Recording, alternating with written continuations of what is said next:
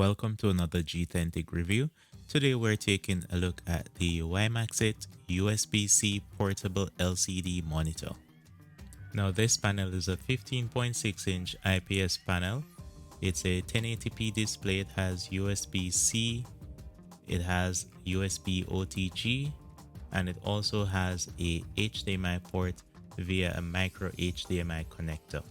As you can see here from my display preferences pane, it's a 1080p monitor and it refreshes at either 60Hz or 50Hz. You also have this on the scan control that you could use to make the monitor scale better to your display. And you also have the rotation feature built into macOS, which could be used to turn the monitor in portrait mode, for instance. With this monitor being an IPS panel, off-axis viewing is very good, as you can see very little color shift and brightness shift when viewing off-axis, and this is particularly good for the office environment. However, typically IPS monitors aren't very good for gaming. Inside the box you will receive the monitor. It comes with a protective cover similar to that which you get on an iPad, one of the iPad cases. It also comes with the included mini HDMI cable, a USB-C cable, and a power brick to power the monitor as well. The power adapter has a USB-A port, and a USB-A cable is also included. It's the USB-A to USB-C, so you could power it from any USB-A port, or if you have a USB-C to USB-C cable, you could use it to power it as well. Also included is a cleaning cloth and some paperwork. Point to note is that you don't need to use the power adapter if you're using the USB-C cable, as the monitor will simply get power from whichever device it's connected to, whether it's a tablet, a computer, or a phone. If you are using the HDMI connector, however, that's when you would need to connect the included power adapter, or just use any USB-C cable connected to a power bank or some such power source to give the monitor some power, as the HDMI cable does not supply any power. Speaking of cables, if you use the included USB-C cable, the monitor works just fine. However, I tried using my iPad USB-C cable. That cable just gave me a no signal error, as you could see here. Then I tried a 100 watt USB-C cable. That also didn't work. So why didn't it work? The thought occurred to me. Both those cables are USB 2.0 cables. So even though they have a USB-C connector, the data rate that those cables are capable of transmitting is only at USB 2. So I tried a USB 3 cable, which came with my hard drive, and alas, it worked. So any USB-C cable that is capable of USB 3 data rates will work with this monitor. Now before we get into the main part of the video, let's just take another look at this cover. So when you open it up, similar to the iPad Smart Folio case, it has little notches that you can set the monitor at different angles. So you have the first slot there and a second slot to give you more tilt. So besides the two main positions, you could lower it completely flat just to read from it or something like that. Or there is a third option, which you could take the cover at the back, similar to what you would do on an iPad, roll it into a little triangle, and then you'll have a much lower angle that you could use for reading, for typing with a Bluetooth keyboard, for instance, or if you want to draw on a tablet, for instance, then you could use this to match the angle. The cover is held on to the monitor via magnets, so if you would like to remove it, you could. If so, you want to use it in the portrait mode, for instance, or if you have something else that you'd like to prop it up against, you can completely remove the included cover. So when I got the monitor, one of the first things I did was to take the included USB-C cable and just to connect it to my iPad. So once I plugged that cable in, immediately I noticed that the monitor started to boot up. So you could see it booting up there in the background, and then the iPad screen shows up. So you could use this, for instance, if you have a presentation that you're trying to deliver, you could just connect it directly to your phone or your iPad or whichever other USB-C enabled tablet you have, and you could deliver your presentation. Or if you just need to share your iPad screen or phone screen with multiple persons. So I took the monitor to work with me to work on some documents and spreadsheet. It just fits right into my backpack next to my laptop, so it's very easy to move around with. The aspect ratio on it is a little different from my laptop, but they're both 15.6 inch displays. So the display on the WiMaxit monitor is a 16:9 aspect ratio, so it's just a little bit shorter and a little bit wider than the built-in display on the MacBook Pro. It doesn't support the True Tone display like the MacBook display does, but it does give you the option to change the color temperature in the settings on the monitor. The resolution is also a little bit lower than the built-in display, but it's a full 1080p display, so the text and images on screen still look quite sharp and crisp. And of course, you can see how the multiple displays are great for enhanced productivity.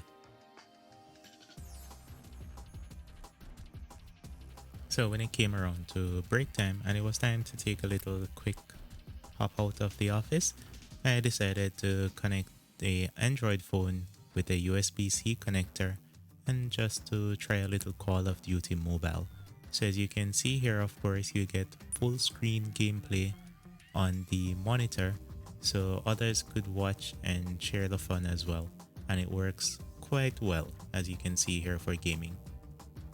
Not only do you benefit from having a larger display for everyone to see, but you also have the built-in speakers in the monitor, which work quite fine for gaming, as it allows you to hear the sound clearly without it being muffled by your fingers as you play.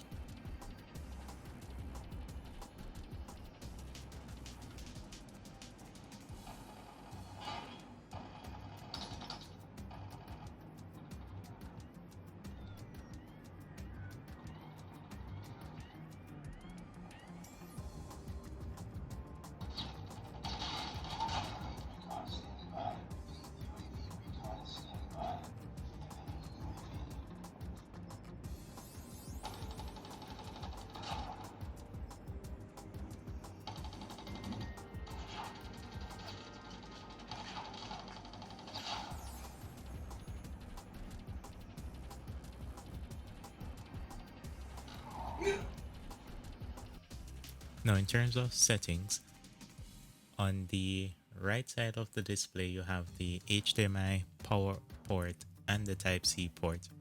On the left side, you have the USB OTG port, as well as the headphone jack and the controls for adjusting the settings. So you start by pushing the little button above the volume rocker, and once you push that, the on-screen menu comes up. Then you use the volume rocker to scroll up and down through the menu, and you push in to select an item. So let's just have a quick look at what this looks like on the screen. So when you push the button, the menu comes up, and the first one you see here is just to select the input source between Type-C and HDMI, or just to leave it on auto. You also have your picture settings here, which include your brightness, contrast, black equalizer, and your game mode. And you just use the volume rocker to adjust them. As you can see here, you notice the screen getting brighter all the way up to 100%. And here's a quick look at the different game modes. Next up, you have your color effect menu, where you could also rotate the display if you mounted it upside down, for instance.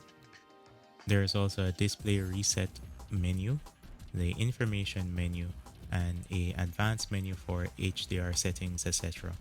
You also have the source menu shown here, and your color temperature, where you could adjust the warmth of the display. You can cycle through some presets, as well as you could go to a user mode where you individually adjust the red, green, and blue channels. There's also a OSD menu, And if you wondered what the display rotation does, this is what it does. So let me just scroll down to it here and turn the display rotation on. And there you have it, the screen is inverted. So what are my overall impressions of this monitor? Overall, I think it's a very good, sharp display. The IPS panel works very well because it gives you multiple viewing angles, so you don't have to sit directly in front of the monitor to benefit from good colors, good brightness, etc. The display itself looks really good in the office environment. It looks good for gaming. It just works really well overall. Just be aware that if you're going to be changing the cable that came with it, that's the USB-C cable, you want to make sure that you're using a USB-C cable that supports US 3.0 or higher speeds. If you use one that's USB 2.0, the cable simply will not work and you'll get a no signal error message. Also, I like the portability of this display. You could just take it, put it in your backpack and go. It takes up just about the same amount of space as a MacBook Pro. You just grab it, take it with you, and you have a portable display that you don't need to plug in. You could just use that one included cable to power the display from whichever device you're using. That for me is a big win and makes it a truly portable display. So this has been a review of the WiMaxit IPS LED monitor. Thanks again for stopping by and checking out another G-Authentic review. If you haven't already subscribed, please go right ahead and subscribe. Share this video with your friends. Thanks for watching. And for those of you who decided to stay around till now, here's some bonus footage from the Xbox One console. So the first game was Mortal Kombat 11 using the monitor's built-in speakers. Here we go.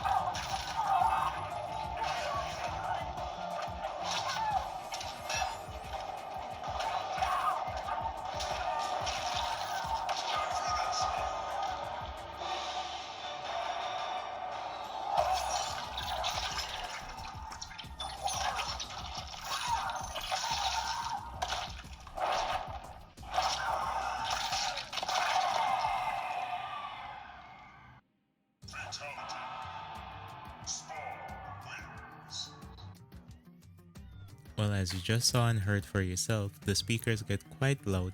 They go about 77 decibels at max volume, even though I don't recommend playing at max volume because there is some amount of distortion. 75% or lower seems to work best.